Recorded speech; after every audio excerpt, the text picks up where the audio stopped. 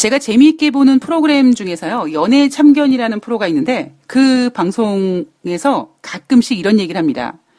여행을 갈까 말까 고민이 될 땐 가야 된다. 자, 뭐 맛있는 음식을 먹을까 말까 고민될 땐 먹어야 된다. 그런데 결혼을 할까 말까 고민이 될 때는 하지 말아야 된다. 예, 그런 이야기를 하는데요. 자, 지금 주식시장에서 계속 고를 외쳐야 될까, 스톱을 외쳐야 될까, 많은 분들께서 아마 고민하고 계실 겁니다. 저는 고스톱을 못 쳐요. 고스톱을 아예 안 배웠습니다. 저는 제가 고스톱을 배우면 제가 타짜가 될 것 같아서 무서워서 못 배우겠어요. 카드도 마찬가지고요. 그래서 저는 고스톱을 칠지 모르는데 우리가 흔히 고스톱에서 뭐 3고, 4고, 뭐 고해야 돼, 스톱해야 돼, 막 이런 얘기 하잖아요. 만약에 제가 고스톱을 배워서 한 20대, 30대 정도 때 고스톱을 쳤다면 어느 정도 패가 저에게 잘 들어오고 승리의 어떠한 그 뭔가가 보인다면 저는 무조건 3고 4고 외쳤을 겁니다. 그런데 어느 정도 선이 넘어가면, 그러니까 지금 만약에 지금 나이에 만약에 제가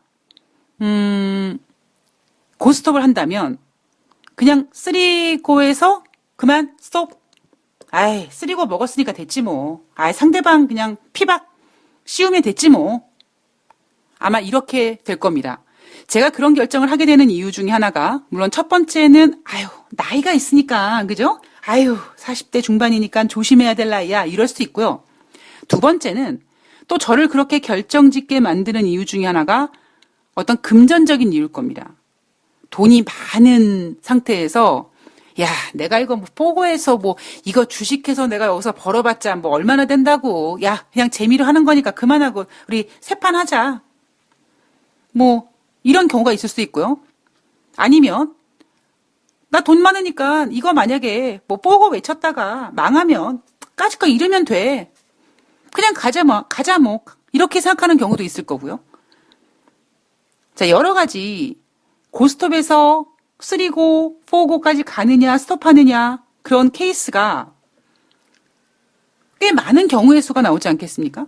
근데 대부분 가장 위험한 4고를 외치는 사람들의 유형이 뭐냐면 바로 절박한 사람. 내가 뭔가를 꼭 버려야 되는 사람. 내가 여기서 4고를 외쳐서 왕창 벌어야지. 그렇지 않고는 내가 곧 굶어 죽을 것 같은 사람. 이런 사람이면, 이런 절박함이면 어떤 선택의 카드가 없이 그냥 4고를 외치죠. 예. 지금 제가 화토판을 이렇게 비유해 드렸는데 여러분들은 현재 지금 제가 말씀드린 그 화토판을 지금 현재 주식시장이라고 생각해 놨을 때 여러분들은 어떤 결정을 내리실 겁니까? 저는 무조건 스톱이에요. 예. 왜냐하면 저는 이런 생각을 하는 거죠. 앞에서 워낙 많이 잃어봤어. 4고를 외치는 게 별로 의미가 없어. 절박한 게 그렇게 물론 뭐든지 간절해야지만 뭐 소원이 이루어지고 한다지만 너무 간절하면 또 이거 안 되더라고. 그런 것들을 모두 온몸으로 제가 체험을 하다 보니까 까짓건 내가 한 3고에서 그냥 스톱하고 얼마 먹지 못했어도 일단은 다시 판 열리니까 다시 패 돌려서 나한테 좋은 패가 들어올 때까지 한번 기다려보지 뭐. 저는 이런 마인드거든요. 주식시장에서도. 왜냐하면 제가 앞에 20년 동안 제가 무슨 짓은 안 해봤겠습니까? 그 무슨 짓을 다 해본 결과가 그래, 절박하지 말고 올인하지 말고 욕심내지 말고 그게 제가 돈이 많던 적던을 떠나서 그냥 현재 위치에서 저는 좀 그렇습니다. 제가 어제 오늘은 이러저러 좀 잡담을 좀 많이 하는데 이해를 해주세요.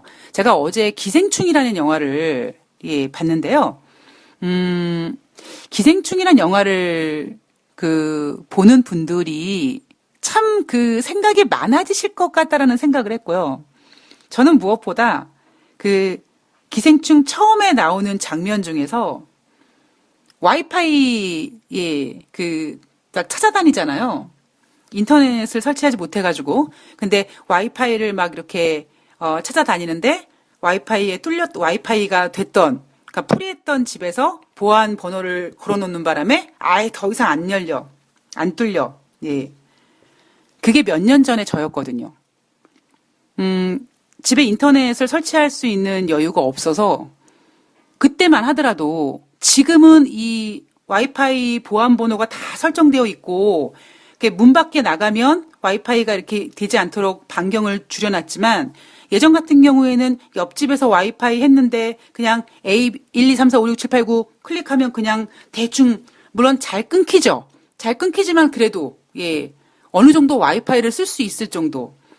그러니까 제가 무슨 생각이 드냐면 야 사람이 죽으라는 법은 없구나. 만약에 지금 제가 그런 상태였다면 못 살았을 겁니다. 근데 몇 년 전만 하더라도 제가 그렇게 힘든 상태에서 와이파이를 그렇게 얻었었고, 예, 그 와중에도 제가 어떤 주식 콘서트 한다 그래가지고 어떤 자료 같은 거 만드는데 또 그러기 위해서 와이파이가 필요하니까 어쩔 수 없이 정말 밥은 굶더라도 스타벅스에 가서 밥 먹을 돈을 가지고 스타벅스에 가서 커피 사가지고 하루 종일 거기서 이제 예, PPT 작업을 했던 기억이 있거든요. 제가 그때 많은 제 주변 분들 많진 않았죠. 이미 다 인간관계가 끊겼으니까. 그러니까 그때 제가 가장 고민했던 부분이 뭐냐면 내가 너무 지금 먹고 살기 힘들어 죽겠는데 내가 지금 가장 돈을 빨리 벌 수 있는 방법이 증권 전문가인데 배운 도둑질이 그거밖에 없으니까. 근데 제가 그때 물론 방송하고 싶었던 욕심도 있었지만 무엇보다 내가 이러한 절박함으로 증권 전문가를 한다면 제가 정말 사기꾼이 될 것 같더라고요. 너무 절박해서. 예, 너무 절박해서. 빨리 돈 벌고 싶어서. 근데 제가 그거를 좀 토닥토닥 해주신 분이, 예, 제 멘토님께서 옆에서, 항상, 죄송합니다. 그러니까 제 멘토님께서 항상 옆에서, 우리 미쓰리가 돈을 쫓지 말고 돈이 쫓아오게끔 해야 된다. 지금 어설프게 했다가 무너지면 다시는 못 일어난다. 이런 이야기를 계속 줄기차게 해주시면서, 저를 좀 커버해 주셨던 것 같아요. 그러니까 그때 그런 절박함으로, 와이파이가 터지지 않는 절박함으로 증권 전문가를 했다. 그러면 저는 분명히, 예, 사기꾼이 됐을 것 같아요. 그러니까 제가 요즘에 보면 하나금융투자증권에서 애널리스트가 아까, 예, 그런 얘기를 좀 해드렸는데, 이런 건 일도 아니거든요. 예, 이런 건 일도 아닙니다. 저는 예전에 전태룡 씨라든가, 민명기 씨라든가, 또 얼마 있었죠? 청담부자? 그건 일도 아니에요. 그런 거는. 그래서 제가, 어제 기생충이라는 영화를 보면서, 와이파이 터지는 거 보면서, 참 많은 생각이 좀 되더라고요. 근데 대부분 분들이, 저처럼 그렇게 힘든 일을 겪으신 분들이 그렇게 많지 않거든요. 그러면 그분들 입장에서는 너무 힘든, 정말 와이파이가 뚫리지 않는 그런 빈곤함과 또 너무 저 위에 있는 그런 부유층이 아닌, 예, 일반인 분들은 뭔가 이렇게, 동질감을 느끼기는 좀 어려웠던 영화가 아닐까, 그런 생각을 잠깐 해봤습니다. 예. 갑자기 고스톱 얘기 나오다가, 예, 기생충 얘기까지 나왔는데, 지금 시장은요, 가느냐, 못 가느냐, 고냐, 스톱이냐, 고민할 텐데, 제가 그동안 경험했던 개인 투자자분들의 성향을 보면, 돈이 없는 분들은 고를 외치십니다. 그리고 돈이 있는 분들은 그냥 스톱을 해요. 그래서 제가 한편으론, 이래서 대부분의 증권 전문가들이 어느 정도 좀, 안정을 좀 취한 다음에 그냥 개인 투자자들을 상대하는 게 아니라 그냥 자산이 많은 사람들, 그냥 그 사람들 관리하기가 편하거든요. 아마 그래서 사람들이 대부분 자문사를 하려고 하고, 운영회사를 만들고 그래서 큰 자산가들을 이렇게 관리하고 싶어 하는 이유가 큰 자산을 관리하면서 수익도 수익이지만 되게, 예, 편하거든요. 아이, 괜찮아. 뭐, 아니, 막 이만큼 벌었으면 됐어. 아이, 은행이자보다 많이 벌면 됐지, 뭘. 아이, 수고했어. 다음에 또 보자고. 기다릴게. 어때, 이런 분들을 상대하는 거와, 아이고, 나 죽겠어요. 왜 안 올라가요? 팔았는데 또 올라가요. 이렇게 하는 분들을 상대했을 때 어느 쪽이 더 스트레스를 받을까요? 그럼 여러분들은 과연 지금 고와 스톱일 때 여러분들은 대부분 고를 외치실까요? 아니면 스톱을 외치실까요? 그러니까 저는 스톱이에요. 전 제가 돈이 있고 없고를 떠나서 제가 스톱인 이유는 뭐냐면 저는 대한민국이 망하기 전까지 주식시장이 열릴 거라는 그런, 그러니까 즉, 판이, 고스톱이, 뭐, 야, 앞으로 세 판만 더 하자, 앞으로 두 판만 더 하자, 이게 아니라, 네버엔딩 할 수 있는 기회가 있기 때문에, 아니, 뭐, 오늘 못 벌면 다음에 벌면 되고, 내일 못 벌면 또 다음에 기회 봐서, 저는 이 생각이 너무나 확고한 거죠. 여러분들도 단순히 매매를 그냥, 이렇게 기계적으로 하실 수도 있겠지만, 매매를 기계적으로 하시기 전에 한번 이런 거 한번 고민해 보셨으면 좋겠어요. 나는 과연 지금 증시가, 그러니까 고를 해야 될지 스톱을 해야 될지는 몰라요. 그죠? 앞으로 증시가 하락할지 올라갈지 모르는 일입니다. 그러니까 시장이 올라간다, 내려간다에 대한 전제 조건을 달지 말고 딱 지금 시점에서 앞으로 어떻게 됐던지 간에 내가 지금 과연 어떠한 선택을 하고 있는가, 이 부분에 대해서 한번 진지하게 생각을 해 보셨으면 좋겠습니다. 자, 그리고 거기에 약간 도움이 되어 드릴 만한 이야기를 제가 계속 해드리겠죠. 계속 해드리고 있죠. 예. 뭐, RP에 대한 그 단기 금리에 대한 이야기도 해드렸고, 아르헨티나에 대한 이야기도 해드리고 있고, 영국 문제도 끝날 때까지 끝난 게 아닌 거라고 얘기해드리고 있고, 참 재미있는 사실은요, 여러분 경기 침체란 이야기를 언제 들으셨습니까? 최근 들어서 들었죠. 7월 달? 한 8월? 막 그때, 예. 아예 교보증권에서는 9월달 증시 전망에 대놓고 경기 침체가 이미 시작이 됐다라고 했으니까. 근데 여러분, 작년까지만 하더라도요. 우리 작년에 2018년도 1월달에 증시가 겁나게 좋았죠? 자, 그럴 때 우리는 그때 뭘 생각했냐면, 가만히 있어봐. 언제까지 이렇게 좋을까? 그랬을 때 대부분 전문가들이 얘기했던 게 뭐냐면, 2017년 말에 2018년까지 좋을 거고 한 2019년 정도 가서 경기 침체 들어갈 거야 라고 했단 말이에요. 그때 2017년 말에는 2019년도가 굉장히 멀게 느껴졌지만 지금 여러분 우리는 2019년 하반기를 살고 있습니다. 그 얘기는 어찌 보면 우리가 2017년도 증시를 누리면서 언제까지 좋아질까? 경기 침체 언제 올까? 에이, 2018년도는 골디락스고 경기 침체는 한 2019년쯤 올 거야. 진짜 2019년도에 경기 침체라는 얘기가 나오고 있잖아요. 근데 우리는 뭐합니까? 인정하지 않으려고 하는 거죠. 거스르는 거죠. 저는 세상에서 인간이 그냥 마치 큰 우주에서 한 찰나를 살고 가면서 그런 주제밖에 안 되면서 인간이 저지르는 가장 위험한 사고가 바로 거스르는 거. 예, 뭔가 순리를 거스르는 거라고 저는 생각을 하거든요.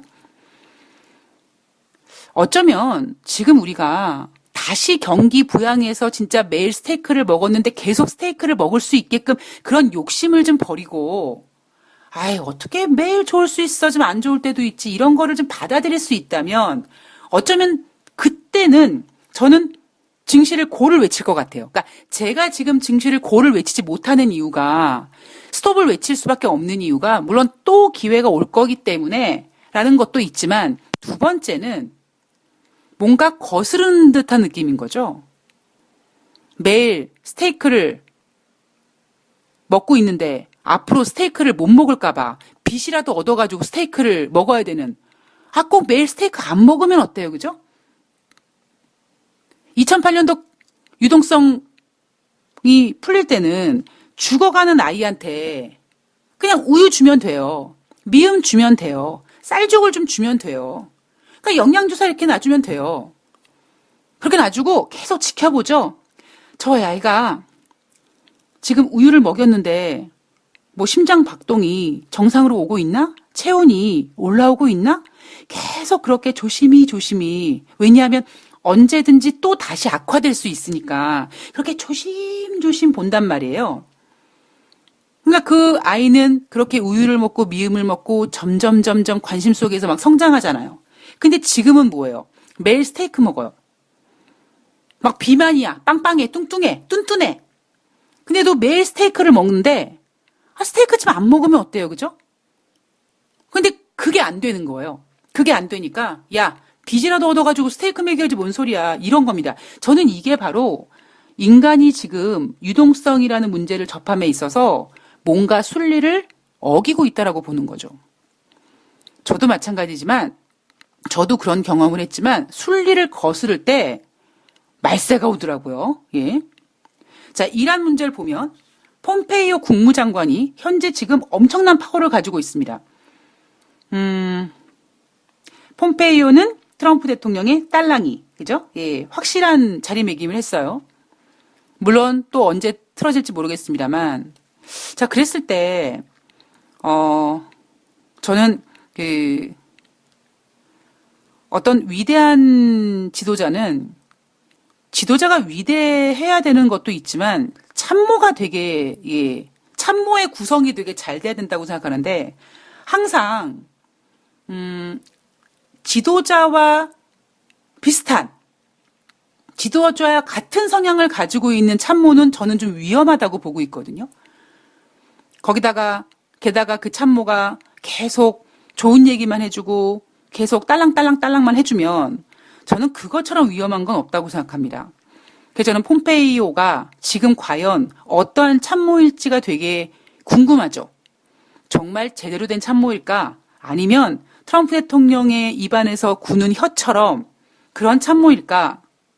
자, 폼페이오 국무장관이 사우디아라비아에 방문했을 때 이 사우디의 공습은 전쟁이나 다를 바 없다. 이렇게 전쟁이라는 단어를 쓰면서 불안감을 조성했던 폼페이오가 이번에는 아랍에미리트를 방문해서 이란 외무장관은 전면전과 또 미국과 끝까지 싸우겠다 이렇게까지 위협하고 있지만 우리는 여전히 외교적 동맹을 구축하기 위해 노력하고 있다. 우리는 평화를 성취하기 위해 이곳에 왔다라고 이야기하면서 전혀 또 다른 이야기를 합니다. 되게 트럼프스럽죠. 예. 어느 장단에 박자를 맞춰야 될지 모르겠습니다. 현재. 자, 이란 외무장관은 CNN과 인터뷰에서 미국과의 군사적 충돌 원치 않지만 미국이나 사우디가 이란을 공격한다면 전면전으로 벌어질 것이라는 여러 가지 강경한 발언을 하고 있습니다. 자, 이날 국제 유가가 0.02달러, 그러니까 거의 움직임이 없었어요. 퍼센테이지로는 거의 움직임이 없었었는데 왜 그랬냐면 폼페이오 장관의 전쟁에서 평화적 어떤 해결, 이 발언의 변화가 유가 시장에 심리적인 안정을 제공했고요. 그러나 한편으로는 미국 국방부가 미사일 요격 장치라든가 전투기를 중동에 추가 배치할 것이다. 이런 또 보도가 나오기도 했었습니다. 저는 폼페이오 국무장관이 잘 모르겠어요. 예, 제2의 트럼프를 보고 있는 것 같아요. 현재로서는요. 자, 여기에다가 글로벌 금리 인하 기조. 18일 날 미국이 FOMC에서 25bp 금리를 인하합니다. 자, 그러자 브라질, 홍콩, 사우디아라비아와 아랍에미리트, 인도네시아가 따라서 같이 금리를 인하합니다. 자, 브라질 중앙은행은 현재 6%라는 기준금리를 5.50으로 0.5% 인하하고요. 지난 7월에 이어서 두 번째로 0.5% 금리 인하입니다. 지금 현재 브라질의 중앙은행의 기준금리는 1996년 브라질의 기준금리를 도입한 이후에 가장 낮은 수준이라고 합니다. 홍콩 중앙은행격인 금융관리국에서는 현재 2.50%인 기준금리를 2.25로 25bp 인하합니다. 그리고 지난 7월 달에도 인하했죠. 연준이 금리를 인하하니까 바로바로 따라서 합니다. 그리고 사우디아라비아는 2.75에서 2.50으로, 아랍에미리트는 2.50에서 2.25로, 인도네시아 같은 경우는 5.50에서 5.25로 25bp 인하합니다. 인도네시아 같은 경우에는요, 지금 7월달, 8월달, 9월달 3개월 연속 금리 인하입니다. 제가 조금 전에 우리 경기 침체란 얘기가 언제 나왔습니까? 라고 했을 때, 공식적으로 언급됐던 게 한 8월 정도 됐잖아요. 그런데 참 재미있는 거는요, 우리가 그동안 시간들을 좀 돌이켜보면, 제가 늘 이 시장에서 이 빈익빈 부익부 이런 것처럼 거래소와 코스닥이 있으면 코스닥이 만약에 증시가 안 좋아진다 그러면 거래소보다 코스닥이 먼저 움직이고, 다우지수와 코스피가 있으면 올라갈 때는 다우지수가 먼저 올라가지만 하락할 때는 코스피가 먼저 하락한다. 그러니까 선진국과 후진국, 1등주와 2등주 이런 관계잖아요. 그게 결국 돈의 몰림 현상이고, 그랬을 때 그동안 우리는 미국이 되게 좋았어. 그죠? 미국은 지금도 뭐라고 합니까? 경기 확장 유지를 위해서 금리 인하라고 얘기하지, 경기 침체란 이야기가 잠깐 나오긴 했습니다만 그것도 부인했단 말이에요. 그런데 미국은 부인할 수밖에 없는 게, 지금 트럼프 대통령이 봤을 때는 경제 대통령 메달을 따야 되는데 미국의 경기 침체란 얘기를 인정할 수가 없겠죠. 자, 그것처럼 미국은 지네들 말로 계속 잘 나간다고 칩시다. 그런데 문제는 뭐냐면, 사실 그동안 어찌 보면 작년 거의 8월 달부터 터키라든가 아르헨티나의 어떤 그 리스크 문제가, 즉 그 신흥국 리스크 문제가 계속 있었어요. 한 번도 잦아들지 않았습니다. 여러분도 이러실 거예요.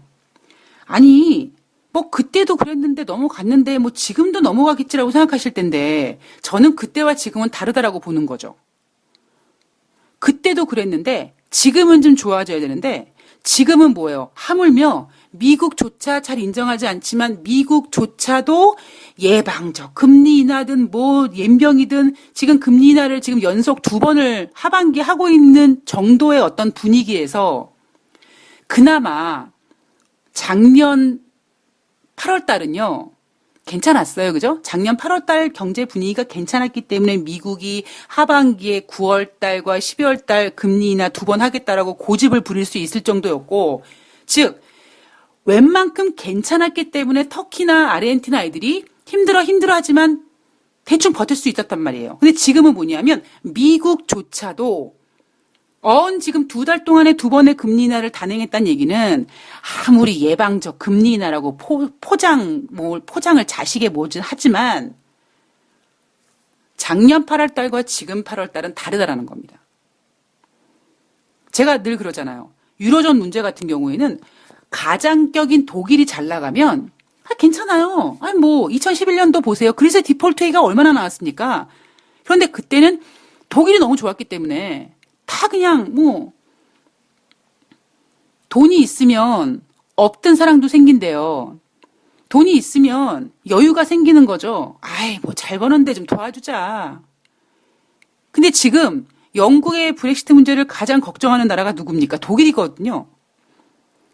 그러니까 독일이 지금 영국의 노딜 브렉시트를 막는 이유가 뭐냐면, 독일이 겁나게 잘 나가서 영국 왜 이러시나, 우리랑 그냥 같이 갑시다, 이게 아니라, 영국이 노딜을 해버리면 그 충격으로 독일이 죽을 것 같으니까 그래서 지금 막고 있는 거거든요. 그러니까 내가 여유가 있어서 상대방을 토닥토닥 하는 거와, 상대방이 지랄 연병했을 때 나한테 피해볼까 봐 그거를 미친 광기를 좀 이렇게 끌어내리는 거랑 완전히 상황이 틀린 거예요. 이렇게 인도네시아 같은 경우는 지금 7월달, 8월달, 9월달 3개월 연속 금리 인하를 해대고 있습니다. 인도 같은 경우에는요, 벌써 올해 상반기에 4번의 금리 인하를 했어요. 근데 또 인하하겠죠. 근데 문제는 뭐냐면, 미국은 그렇다고 칩시다. 미국은 지금 금리 인하니까 주택 지표가 막 좋아졌어요. 그러면 다른 신흥국들은 금리 인하를 그렇게 해댔는데 왜 이렇게 안 좋아져요? 이 문제가 얼마나 심각한데요, 지금. 자, 영국 문제 볼까요? 보리스 총리가 안전장치를 폐기하지 않는 한 노딜 브렉시트 하겠다. 아직까지 뻗팅기고 있죠. 자, 그런데 지난번 독일 메르켈 총리와 만나서 독일 메르켈 총리가 야, 보리스, 너 30일 안에 뭐 대안책 하나 갖고 와. 그래서 그때 나온 얘기가 뭐냐면 그 국경 지역의 어떤 공동 지역을 만들자. 뭐 농식물 같은 것들에 대한 공동 지역을 만들자. 뭐 그런 얘기가 나왔었습니다. 그리고 그런 얘기는 분명히 유럽연합과 영국이 했겠죠. 자, 영국으로부터 아무런 구체적인 제안이나 공식적인 문서를 받지 않았어라고 유럽연합은 얘기합니다. 야, 영국이 저기요, 저희가 이런 계획안을 하나 해왔는데 한번 봐주시겠습니까? 라고 이렇게 문서를 들이대면서 좀 봐주세요. 라고 해야 되는데, 저 영국의 건방지게, 안 그러네? 쟤네가 아마 협상 의지가 없는 것 같아. 협상 의지가 있는지 없는지 모르겠어. 싸가지가 없잖아. 아니, 뭐, 우리랑 같이 다시 얘기하자고 하면서, 아니, 얘기를 하려고 하면, 뭔가 문서화 갖고 와가지고, 브리핑을 해야 될 거 아니야? 근데 그게 없었다라는 거죠. 자, 영국은 뭐라고 얘기하냐면, 그동안에, 뭔 개소리야. 그동안에 나는 유럽연합에다가 계속 안전장치 대신에 이렇게 뭐 그 국경지역에게 공동지역 만들고 이거 어떻겠습니까? 라고 얘기했다는 겁니다. 단지 영국 입장에서 뭐냐면, 보안 문제로, 이렇게 문서화하진 않고 구두로 만나서 차 한잔 마시면서, 아유, 저기, 그거 안전장치 대안으로서 그거, 그 공동지역 그거 어때요? 그렇게 했다라는 겁니다. 자, 그런데 이날 나온 뉴스가 뭐냐면 아일랜드와 북아일랜드를 포함하는 아일랜드 섬 전체를 농식품 공동지역으로 설정하자. 그리고 유럽연합 단일 시장을 보호하기 위해서 영국 본토 사이에 규제 국경 설치를 한번 만들어보자.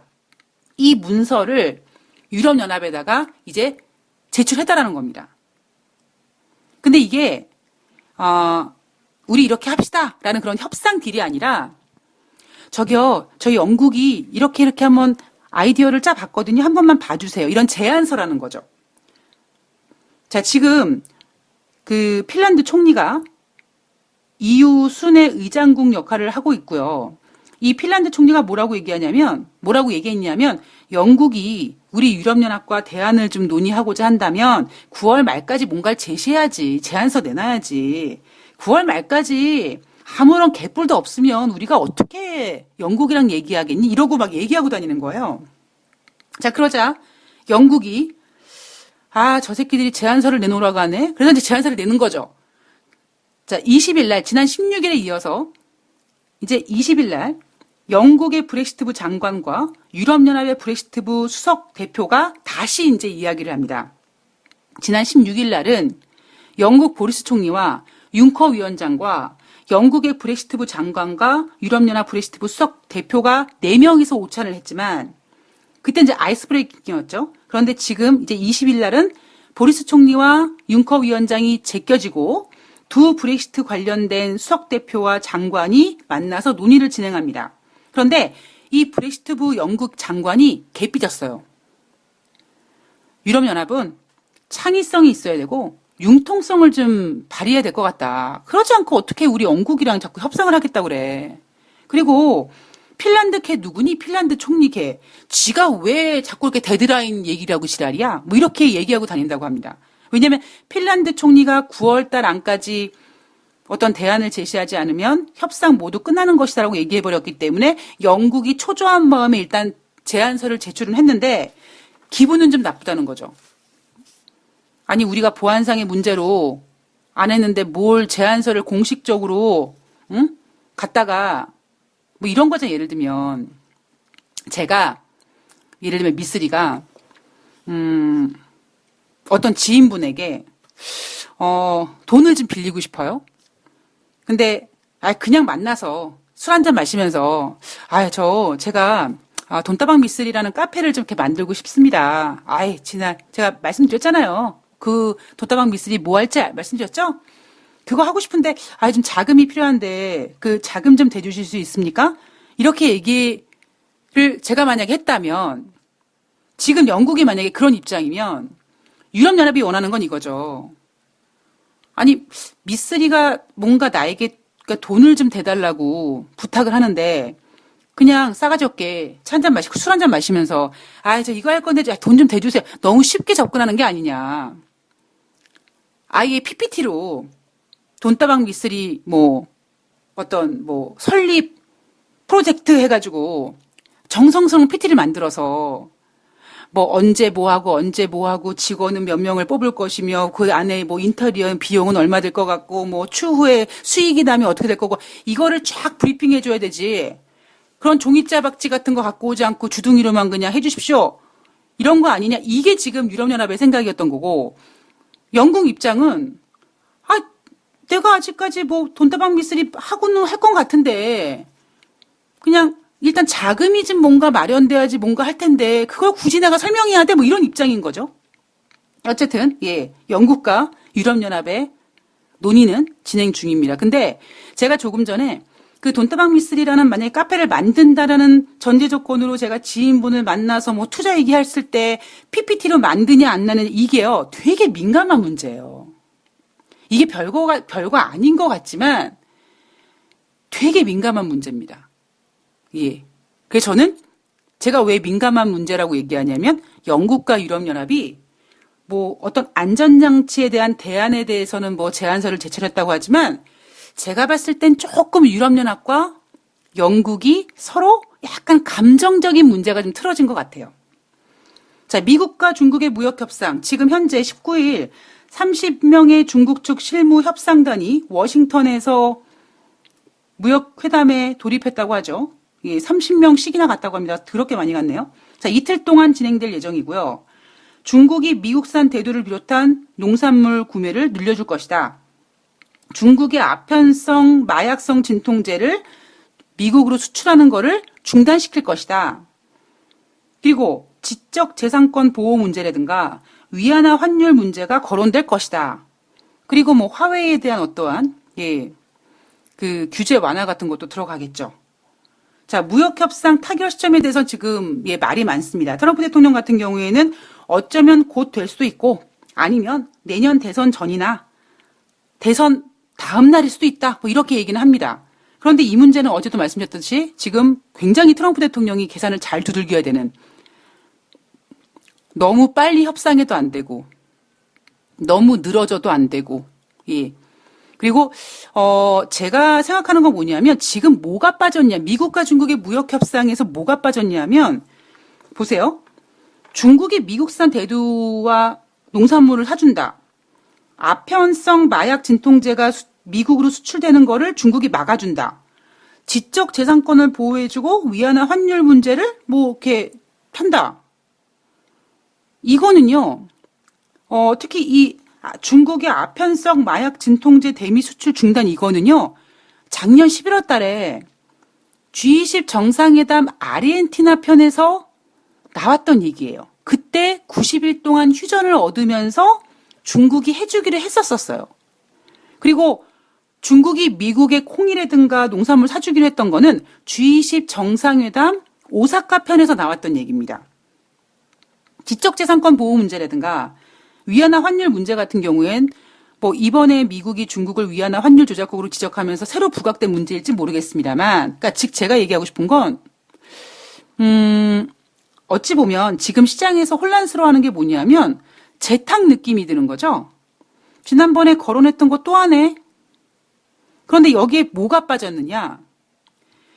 이러한 문제가 해결이 된다면, 이런 문제 합의가 된다면 미국이 중국에게 부과한 관세를 어떻게 주겠다.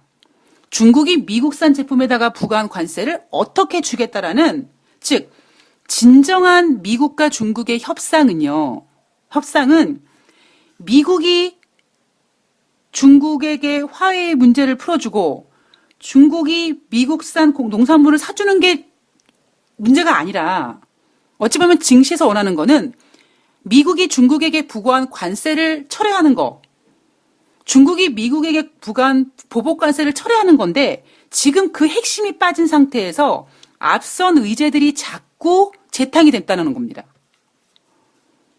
저는 그렇게 생각해요. 저는 분명히 이럴 가능성이 높은 거죠. 중국은 사주기로 해요. 지난번에 G20 정상회담 오사카 편에서 사주기로 해가지고 뭐 미국 항구에 뭐 콩이 뭐 300만 톤이 실렸다 이런 그 허공에 삽질하는 소리들 계속 나왔잖아요. 시진핑 주석이 G20 정상회담 작년도 아르헨티나 편에서 그 아편성 마약성 진통제 대미 수출로 미수되는 거 그거 막아주겠다라고 약속했다고 했잖아요. 즉 지난번처럼 알았어 중국이 미국산 콩 사줄게. 알았어 농산물 구매해줄게. 오케이 해준다고 했잖아. 화해 풀어준다고 했잖아. 그러니까 서로 이렇게 그래 우리 그렇게 해주기로 했지. 그래 꼭 하자. 오케이. 이런 식의 어떤 협상 아닌 협상을 하고 끌고 간다는 거죠. 왜냐하면 이번 협상에는 관세 철회라는 것이 공식적으로 지금 언급이 되지 않았기 때문에. 왜냐하면 지금 증시에서 그 누구든지 바라는 게 뭐냐면 과연 관세가 철회되느냐 안 되느냐인데, 물론 이렇게 생각하실 수도 있어요. 이 문제가 해결이 되면 관세가 철회되겠지. 근데 저는 아니라고 봅니다. 왜냐하면 이 문제들이 이미 앞서서 계속 사골국 우려먹듯이 계속 우려져 먹던 거고, 이런 문제들은 알았어 해줄게 사줄게 풀어줄게 하면 되는 거예요. 근데 진짜 우리가 원하는 거는 당장 10월 달에 관세부가 하기로 한 거 2주 미뤄졌다. 그러면 결국 뭡니까? 여기서 좀 나올 수 있는 게 뭐예요? 10월 15일부터 관세부가 인상하기로 한 거를 조금 더 연장해 주는 것? 그러니까 철회가 아니라 연장이 이어진다라는 거. 그리고 결국 그 연장이 이어지는 것도 정말 중국이 미국산 콩을 사줘야 되고 정말 미국이 화웨이를 풀어줘야 되는데, 미국 입장에서 그럴 수 있겠냐는 겁니다. 트럼프 대통령 입장에선. 그래서 어쩌면 곧 될 수도 있고 내년 대선 전이라든가 선거 다음 날일 수도 있다고 하지만, 트럼프 대통령은 지금 어쩔 수 없이 미국과 중국의 무역 분쟁은 끌고 가려고 할 겁니다. 제가 그랬잖아요. 미국과 중국의 무역 협상은 어떻게 됩니다고요? 질이 멸려될 거라고요. 자, 지금 시장은 고를 외쳐야 될지 스톱을 외쳐야 될지가 고민되는 시점입니다. 앞으로 미래는 알 수가 없어요. 제가 봤을 때는요, 점쟁이도 모르더라고요, 주식은. 그러면 가장 중요한 거는요, 앞으로 더 올라간다, 더 하락한다의 문제가 아니라 지금 이렇게 고를 외쳐야 되느냐, 스톱을 외쳐야 되느냐, 이 시점에서 나는 과연 어떠한 상태고, 앞으로 내가 만약에 지금 정리한다면 앞으로 더 갔을 때 내가 만회될 수 있었던 거를 만회하지 못했네, 그런 속상함을 이겨낼 수 있는지, 괜찮아, 현금 있으니까 사면 되지, 이렇게 털어낼 수 있는지, 그런 것들을 고민할 때가 지금이 아닌가 싶습니다. 돈다방 미스리에서 준비한 내용은 여기까지입니다. 저는 9월 21일, 9월 22일 토요일과 일요일 이틀 방송을 쉬겠습니다. 그리고 9월 23일 날 월요일 날 9월 20일 미국 뉴욕 주식시장 마감 현황과 또 주말 동안에 나왔던 어떤 내용들, 그리고 23일부터 27일까지 한 주 동안 우리가 체크해야 될 경제지표 간단하게 정리해서, 되게 내용이 많을 것 같지만 제가 이렇게 지루하지 않도록 좀 정리해서 가지고 나오도록 하겠습니다. 여러분, 토요일 날, 일요일 날 이틀 연속 주말 휴일 잘 보내시고요. 저는 열심히 충전하고, 충전을 하면서 하루 이틀 될 건 아닌 것 같지만 열심히 충전하면서 9월 23일 월요일 날 뵙겠습니다. 고맙습니다.